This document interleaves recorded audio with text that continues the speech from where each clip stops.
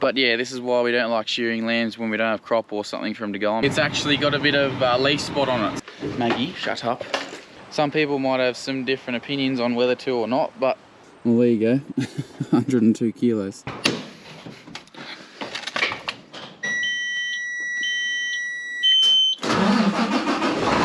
Good morning everyone, what's going on today? Yesterday was a pretty big day. We drenched and multi-menned all the second cross lambs here, and I got about 350 down on the oats down Logan Park. Yeah, finished pretty late last night, so I just got a few more mobs to deal with this morning. Here there's a bit of a mix of lambs here. These are sort of earlier lambs that we saw sort of end of, I think it was December, just before Christmas. And a few first cross weather lambs in here too that are going on the lucerne. Try and do a bit of a job on them. I think these will probably go over the hook, just because this is the result of shearing lambs when you don't have good feed for them to go on. Well, we got rid of 180 out of them, but yeah, there's still 160 left here. But yeah, this is why we don't like shearing lambs when we don't have crop or something for them to go on, because you just can't do a job on them quick enough, unfortunately. Being that we didn't get any summer crop in, yeah, they just never have done. I mean, the first cross lambs, they're just not, you know, they're a merino, a border Leicester. They're not really a full meat sheep. I'm just waiting. Dad's taking another mob away, and I'm just waiting because he's taking all the dogs with him for some reason. He doesn't usually do that, so I'm just gonna go feed the stud ewes, and hopefully he'll be back by then. He's putting in about 210 on the canola, Hyola 970 for anyone that's interested. But it's about ready to go. Some of it's sort of up here, so let's get together.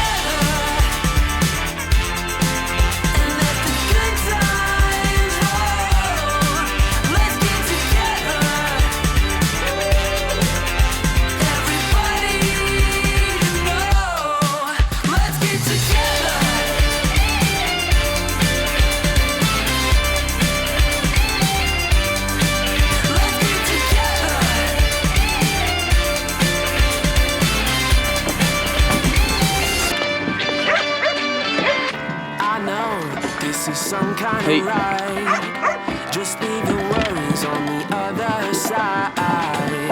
Come on, we got all that we need. Go make some noise while I am young and free. Just chucking these lambs down to the lucerne. You could take them through the paddocks, but it's a fair way over there, so it's easier just to put them on the truck and take them down to the yards here, just down the road here. Here's the lambs we put on the peloton the other day.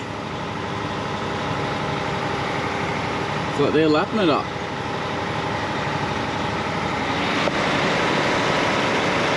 So I'll just drop them in these yards here, and then Lucerene's just over there. Dad's just over there checking the floodgate at the moment. Yeah, I'll drop these off and then he'll come and grab them, and I might come back down and I'll show you the lucerne, because it's actually got a bit of leaf spot on it, so hence why we're grazing it, and it's not really good enough, not really worth cutting. Just because it's been hit with this leaf spot a couple of weeks ago, and before that it was pretty thirsty. So yeah, we're just gonna graze it off, and that'll get rid of the leaf spot, hopefully. What are you doing? Hey? Ski mum.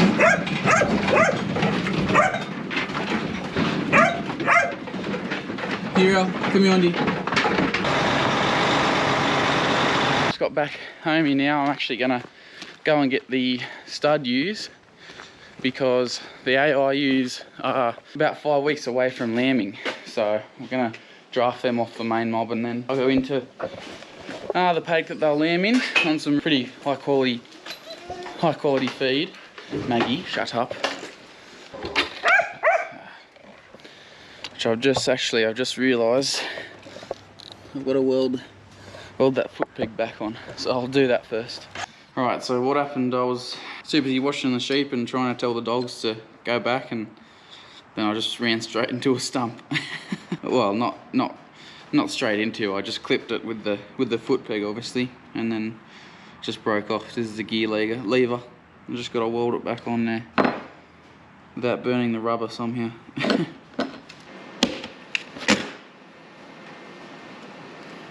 Do it rubber roll.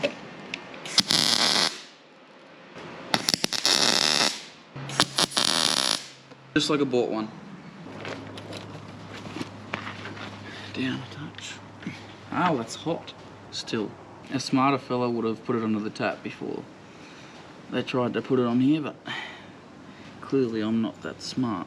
You don't realise how slow these spanners are until you've had a ratchet spanner.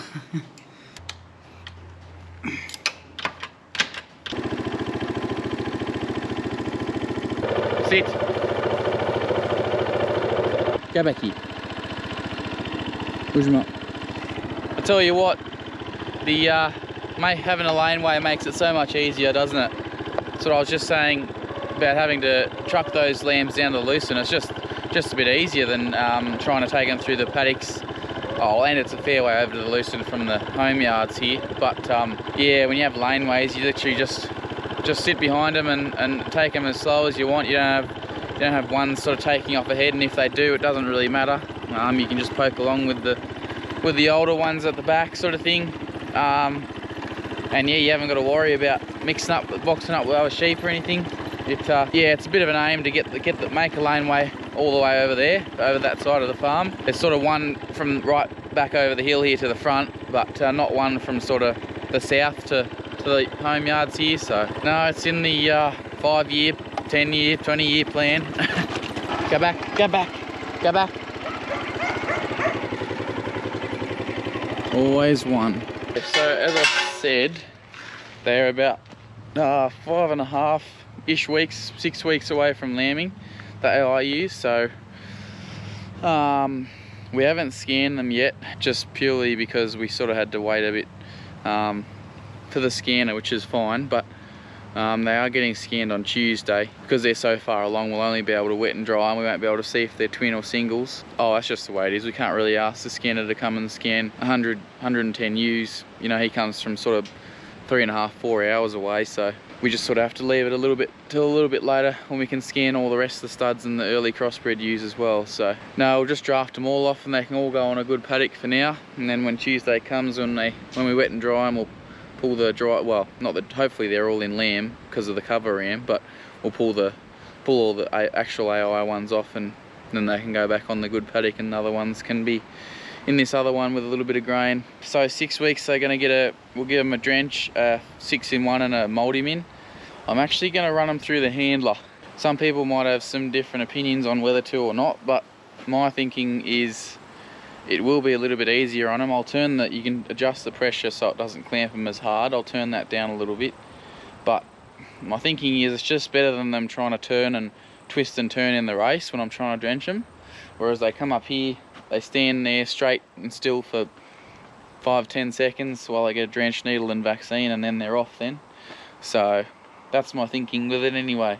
If they're any closer, you probably wouldn't, well, if they're any closer to lambing, you wouldn't want to have them in the yards at all. But 6 weeks is just a general thing, give them their lambing drench, and yeah, there's just generally a general practice sort of thing. 6 weeks before lambing, so that they go into it healthy.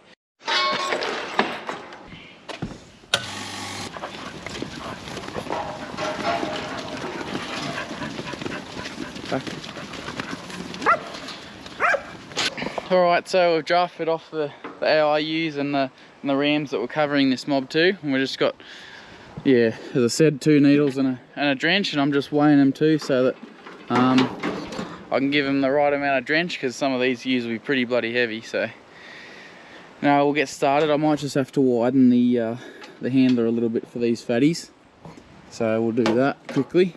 You're up first, come on. There you go, all the way. That's it. Alright, however you. Well, there you go. 102 kilos. That's a good start. I had this set for 80. So I'll go back to 10 and give him a double dose, because this doesn't go to 20, this gun. This is Q drench, by the way. 5-in-1. I changed the needle to begin with. And if I look at her tag, as I said in the last video, we're still waiting on having trouble Bluetoothing it to the XR5000 since the update. But if I look up at a tag, which is 7 of 20,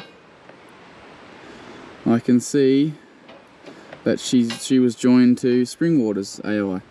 So that's pretty cool. Because if you remember, we did 2 AIs. We did a Hilton and a Springwaters, so 55 of each. Oh, it might have been 60-50 actually.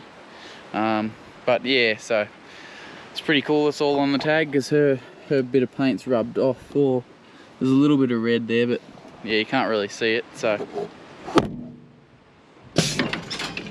there you go, girl. You're all done. Always do the mouldy bin last because it seems to sting a bit more than the 600.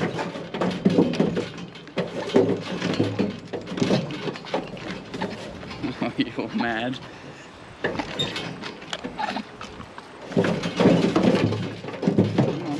You're alright.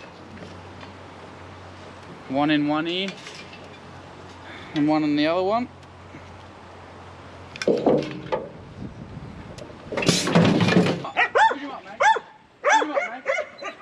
Here, mate, push him up. Push him up. Yeah. That'll live. Good to go.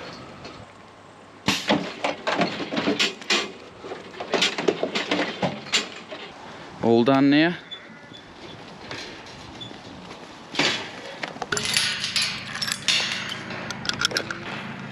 Right, so grain in the trailer.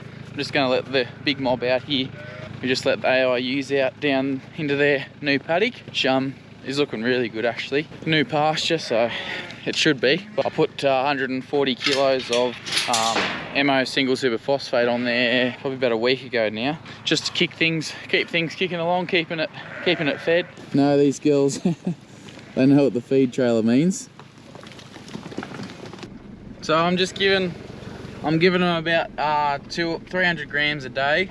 And I worked that out by getting a bucket and filling the bucket up and timing it and then weighing it, and it worked out to be about 3 kilos a second. I just got the stopwatch going and timing how much I'm giving them, just so you got a ballpark figure.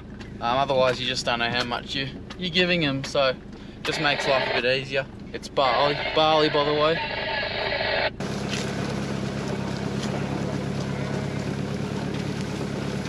I just come out to show you what these AIUs have gone on to. You can see it's so this is the same one they were in last year. If you've been watching for that long, it's a really good lambing paddock. It's probably, a 2-year-old pasture made up of Phalaris, cocksfoot and a couple of clovers. As you can see, after this rain we've had in the past couple of weeks, all the clovers shot and it's all there.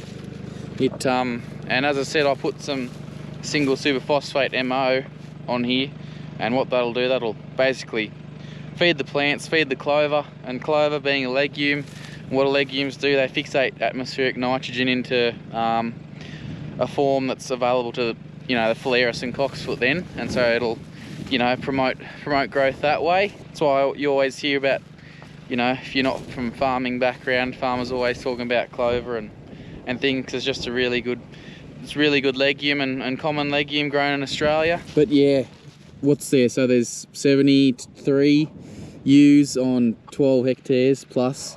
That's less than 10 ewes to the hectare. So this stuff will get away from them, which is good because it's only, as I said, we've been very dry up until 2 weeks ago when finally got some rain, and now all the clover's shot. You can see in all these bare patches it's all germinated because clover needs sunlight to germinate. Hence why I think I've mentioned in a few previous videos about mulching paddocks and removing this big sort of abundance of dry matter, by using cows and crash grazing, because it just lets the sunlight down onto the ground and lets things like clover germinate. Probably also lets things like thistles germinate, but no, if your pastures are managed well, the clover will come, as you can see. As you can see, it's pretty green, and green is good. Green's always good. This stuff's no good. This stuff's pointless. All that's doing is taking up space in the belly, but they're not going to eat that anyway. So no, they're up there. They love that sort of along the hill there. They love sort of high points in the paddock, especially sort of overnight to where they camp, because they can sort of see what's down below them, you know, like foxes or wild dogs or, you know, things like that. They can see predators coming, I suppose you'd say. That's why sheep camps are generally at the highest corner of the paddock. Another point that I will just mention at the end here that I forgot to mention this morning, when at the start of the video I said Dad was taking those lambs and putting on the canola, on another paddock of canola over here, but he actually put them in the paddock next to him, which is just sort of a pretty sort of medium quality pasture. He said just because they'd been in the yards overnight and their bellies were empty, they'd be really hungry, and so they'd go and gorge themselves, and he didn't want them to gorge them on the canola, because it's a totally new diet to what they have been on. He's just put them in the paddock next to them for a day, and then we'll let them fill their tummies, and then we'll put them on the canola tomorrow, so that they don't go and, you know, get a gut full and potentially, you know, really upset them. So thought that was a point worth mentioning.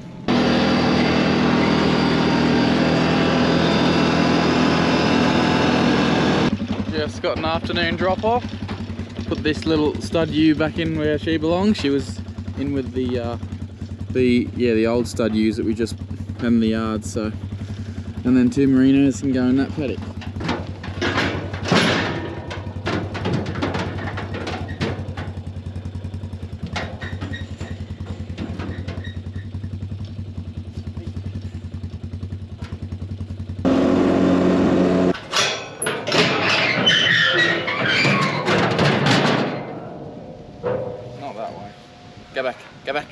Go back.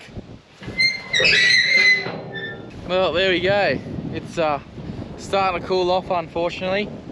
Yeah, summer's over, which it's annoying, but that's just the way it goes. Summer will be back again.